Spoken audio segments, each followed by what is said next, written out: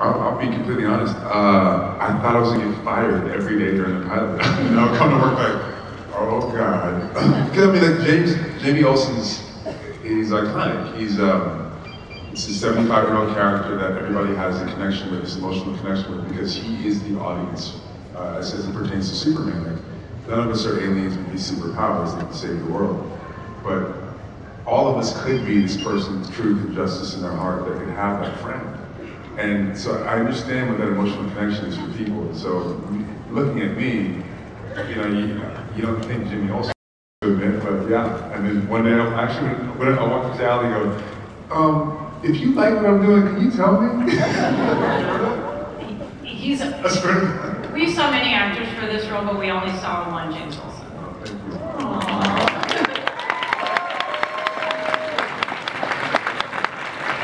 Yeah, that was the hardest thing. So Peter, you know what it's like to be part of a franchise with a very passionate fan following. So what has your experience been with the SuperGirl DC fans so far, and how would you compare that with your experience with the Twihards? It's too early to compare, but I mean, I've gotten nothing but great reception from Supergirl fans, and it's a completely different genre. Like, I mean, Twilight fans, I don't know if they're the same genre or different. Hopefully, I mean, you guys from Twilight gonna watch Supergirl, hopefully? So I think hopefully there'll be some crossover, but I was really excited to be part of the comic book world. I grew up on comic books. I used to get Spider-Man in the mail and now getting the script, it's like, I get excited like it's like getting a comic book in the mail. Like, I get it, and it's like reading a comic book, right? So it's so much fun, and I'm just really appreciative to be a part of it. And I hope you guys enjoy it. We're having fun today. There's a prison ship. You've got a bunch of villains sort of on board to show up. Will it be an episodic story of the week type structure or more serialized? And how did you decide to make those choices? Well, yes and yes. I mean, we saw at the end there's an overarching, bad guy plan afoot.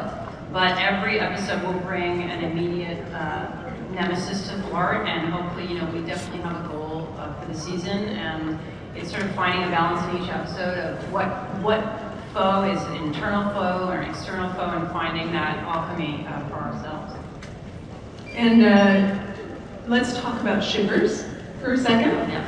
There are already some Kara James shippers, and there may in the future be some Maxwell Kara shippers, and maybe there'll even be some James Maxwell shippers. Who can say? Oh, yeah. Aren't there Wynn shippers as well? Yes, I'm sure Kara Wynn. There's a whole situation. So James Lord. James Lord, that's good. So from a performing and a writing standpoint, what are the pros and cons of having fans so invested in particular relationships? Well, we just want people to care about our characters in every dimension of their lives. If they're working at CatCo, if they're working for the DEO, and we definitely want to explore. We're going to be,